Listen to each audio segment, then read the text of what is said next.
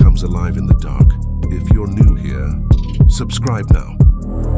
And never watch alone. The darkness inside the underground dining hall felt alive. Ethan could still hear the hollow man breathing somewhere nearby. Slow, heavy, patient. The shattered candles around. The room continued smoking as Clara dragged him through another narrow corridor hidden behind the dining chamber wall. The screams of the dead Blackwood family echoed behind them. Not human screams anymore, hungry screams. Ethan's ankle burned where the corpse had touched him. He looked down while running. Dark veins were spreading beneath his skin. What the hell is happening to my leg? Clara glanced at it once. Then her face turned pale. He marked you faster than I thought. What does that mean? Clara didn't answer immediately. That terrified Ethan more than anything.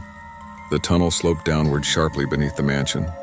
The deeper they moved underground, the warmer the air became. It no longer smelled like mold or decay. Now it smelled metallic. Fresh blood. The walls around them slowly changed from stone into something darker. Organic. Wet. Ethan touched one accidentally and jerked his hand away instantly. The wall moved. Like breathing flesh.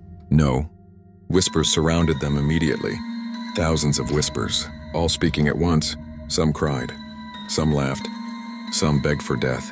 Then Ethan heard his own voice among them. Help me. He stopped instantly. Clara grabbed him hard. Don't stop walking. That was my voice. It knows you now. The tunnel suddenly widened into a massive circular chamber. Ethan froze. The room was enormous, at least the size of a cathedral, and directly above them, water. An entire lake floated overhead behind transparent black glass. Hollow Lake. The underground chamber sat directly beneath it. Moonlight filtered through the dark water above, casting moving shadows across the room. Then Ethan noticed the bodies. Hundreds of them. Human corpses suspended inside the lake overhead, floating motionlessly in the darkness. Some looked recent. Others were only skeletons. Ethan stared upward in horror. Oh my God, Clara whispered softly. The hollow man keeps them. One body slowly drifted closer to the glass ceiling. A teenage girl, eyes open, mouth sewn shut. Then another body turned toward Ethan. Then another. All at once, the floating corpses began staring directly down at him. Ethan backed away. Nope, absolutely not. A loud cracking sound echoed through the chamber. The glass ceiling above them trembled slightly. Clara looked terrified. It's getting stronger. At the center of the room stood an ancient stone staircase leading downward into darkness. Strange symbols covered every step. Burn marks surrounded the staircase floor. What is this place? Ethan whispered. Clara stared at the stairs. My father built this chamber after the first ritual. Ethan slowly looked at her. How many rituals were there? Clara's eyes filled with guilt. 12. Ethan felt sick. 12 disappearances. Clara nodded silently. The town believed people vanished inside the woods. But my father brought them here. Another crack spread across the ceiling above. Water slowly dripped into the chamber. Ethan looked upward nervously. You said the hollow man copies grief. What is it really? Clara's voice became quieter. We never learned its real name. Thunder rumbled through the lake above them. But something ancient sleeps beneath Hollow Lake. Ethan stared into the darkness below the staircase. And the hollow man works for it. Clara looked frightened that he understood. Before Ethan could speak again, a loud splash echoed overhead. One of the floating corpses had moved. The teenage girl was now pressed directly against the glass ceiling. Watching them, her mouth slowly opened, even though it was sewn shut. Black liquid spilled from the stitches. Then every corpse inside the lake began moving violently. They slammed against the glass repeatedly. Bang, bang, bang. The entire chamber shook. We need to go now, Clara shouted. But Ethan couldn't move, because he saw someone floating among the dead. Marcus, his producer. Eyes wide open, still wearing the same jacket from their office.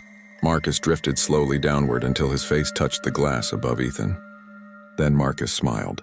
Blood leaked from his sewn mouth. And suddenly, the corpse spoke, even though its mouth remained stitched shut. Ethan, the voice echoed inside Ethan's head, not through the air, inside his mind. Help me. The ceiling cracked again. A huge crack this time. Water exploded downward in a thin stream. Clara grabbed Ethan violently. "He's trying to distract you." But Ethan couldn't stop staring upward. Marcus lifted one trembling hand against the glass. Then something moved behind him inside the lake. A gigantic shadow, longer than a bus, moving slowly through the underwater darkness. The corpses immediately scattered away from it. Terrified, even in death, Ethan's heartbeat stopped. The shadow moved beneath the moonlight briefly, and he saw part of it. A massive eye, then teeth, rows and rows of human teeth. The creature beneath Hollow Lake was enormous. The shadow vanished back into darkness. The entire chamber trembled violently afterward. Clara looked close to panic. "It's awake." The staircase below them suddenly lit with dim red symbols. One by one, downward into the abyss. Whispers erupted from below. "Come down. He is waiting. He remembers you." Ethan stepped backward. "What the hell does that thing want from me?" Clara looked at the spreading veins on his ankle. "Because part of you already belongs to it." The chamber temperature suddenly dropped. Every breath became visible. Then came footsteps. Slow footsteps. Behind them. Ethan turned instantly. A woman stood near the entrance tunnel. The old woman from the gas station. But she looked wrong now. Her skin pale gray, eyes completely black, water dripping from her mouth. "You should have listened to me," she whispered. Clara pulled the silver knife immediately. "She's dead." The old woman smiled unnaturally wide. "Everyone in Black Hollow is dead." Ethan felt his stomach twist. "What?" More figures slowly emerged from the tunnels surrounding the chamber.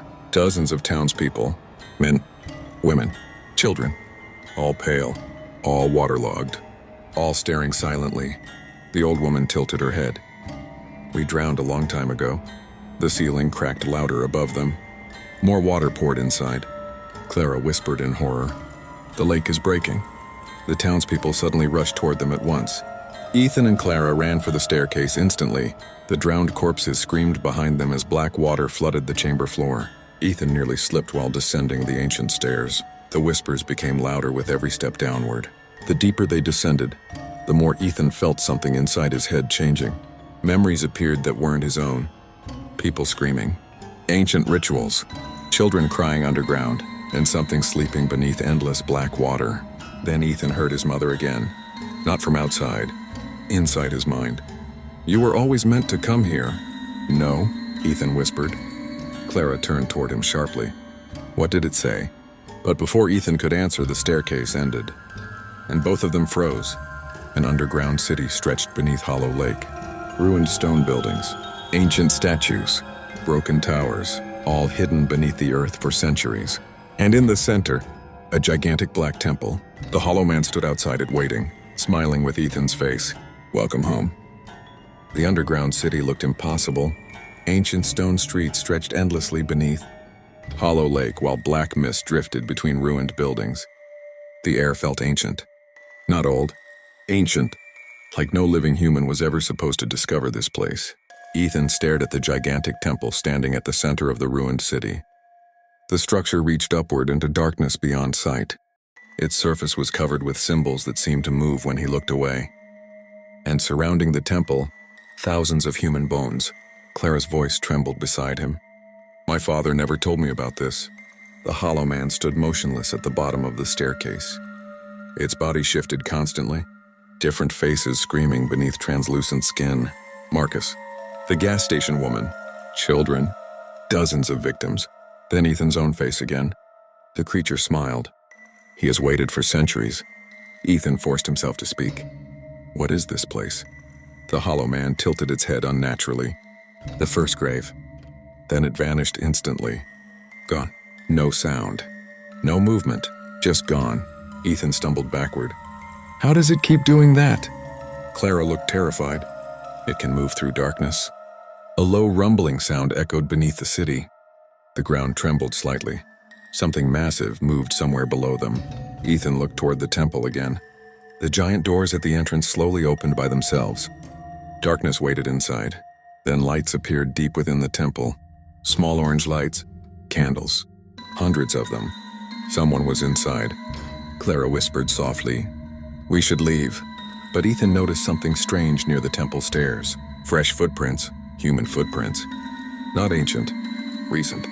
Someone else had been there recently. Then Ethan saw a backpack lying bedside a broken statue. His heartbeat stopped. It belonged to Marcus. Ethan rushed toward it immediately. "Wait!" Clara shouted. Too late. The moment Ethan touched the backpack, the city around him disappeared. Suddenly, he stood inside a different place.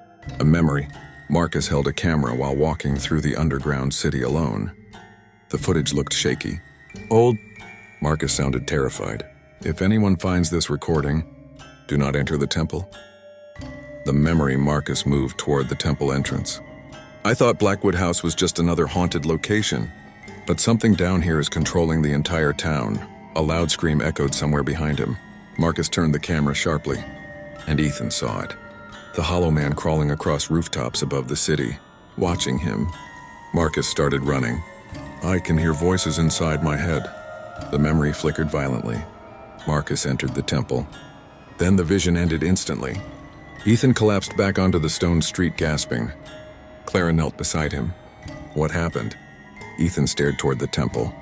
Marcus went inside. The temple doors slowly creaked wider open, as if inviting them. Thunder exploded above the underground lake ceiling. Then came another sound. Church bells, deep beneath the earth. Clang, clang, clang. The ruined city suddenly changed. Lights appeared inside distant buildings. Doors opened slowly, and figures began emerging into the streets. Hundreds of them. Ancient townspeople wearing black robes. All pale, all dead, but walking. Their eyes glowed faintly white as they silently marched toward the temple. Ethan backed away slowly. "Please tell me they aren't real." Clara looked horrified. "They're the first followers." Part 3. Word count 280 words. The robed corpses ignored Ethan and Clara completely, all moving toward the temple entrance, as if summoned. One corpse dragged a rusted axe behind him. Another carried candles made from human bones. Children walked among them, silently holding black flowers. Then Ethan noticed something terrifying. Every corpse had their mouth sewn shut, just like the victims upstairs. The bells continued ringing beneath the city. The hollow man's whisper echoed through the darkness. The ceremony begins. Suddenly, the corpses stopped walking. Every single head slowly turned toward Ethan. Silence filled the underground city. Then all of them pointed directly at him. At once. The whispers began immediately. He returned. The door opens. "The blood remembers." Ethan stepped backward in panic. "What are they talking about?" Clara stared at him fearfully. "I don't know." But Ethan noticed she was lying. Before he could question her, the corpses charged. Hundreds of them sprinting through the underground streets. Ethan and Clara ran toward the temple entrance instinctively. It was the only place left. The giant doors slammed shut behind them the moment they entered. Darkness swallowed everything. Then candles slowly ignited one by one, revealing the temple interior. Ethan nearly stopped breathing. The walls were made from human skulls, thousands upon thousands of them, some ancient, some fresh. Black wax candles illuminated a gigantic throne at the far end of the chamber, and sitting on the throne, Marcus, or something pretending to be Marcus. His skin looked pale gray, veins black beneath his flesh, and his stitched mouth slowly moved despite being sewn shut. "You came." Ethan stepped backward. "No." Marcus stood slowly. Bones cracked loudly beneath his skin. "I tried to leave," he whispered painfully, "but it never lets anyone leave." Clara pulled Ethan behind her. "That's not Marcus anymore." Marcus smiled sadly. "You're wrong." Then he lifted his shirt. Ethan nearly vomited. Something moved beneath Marcus's skin. Large, alive, crawling inside his stomach. Marcus began crying. "It's growing inside me." The temple suddenly shook violently. A deep roar echoed from beneath the floor. Dust rained from above. Marcus looked terrified now. He's waking up. The black throne behind him slowly split apart, revealing a massive hole descending deeper underground. Endless darkness below. And from inside that darkness, a gigantic red eye opened, much larger than before, watching all of them. The eye blinked once, and every candle inside the temple instantly went out. Total darkness. Then Ethan heard movement everywhere around him. The dead followers had entered the temple. Whispers surrounded him from every direction. The vessel. The final door. Feed him. A hand grabbed Ethan's shoulder from behind. Ice cold. He spun around instantly. Marcus stood inches away, smiling. Then Marcus whispered something that froze Ethan's blood completely. You were brought here for a reason. Suddenly, Ethan remembered something. Not a memory. A nightmare from childhood. A dark lake. Whispers beneath water. And a woman screaming his name while something huge moved below her. His mother. Ethan staggered backward in horror. No. Marcus nodded slowly. Yes. The giant eye inside the abyss widened further, and the creature beneath the temple finally spoke clearly for the first time.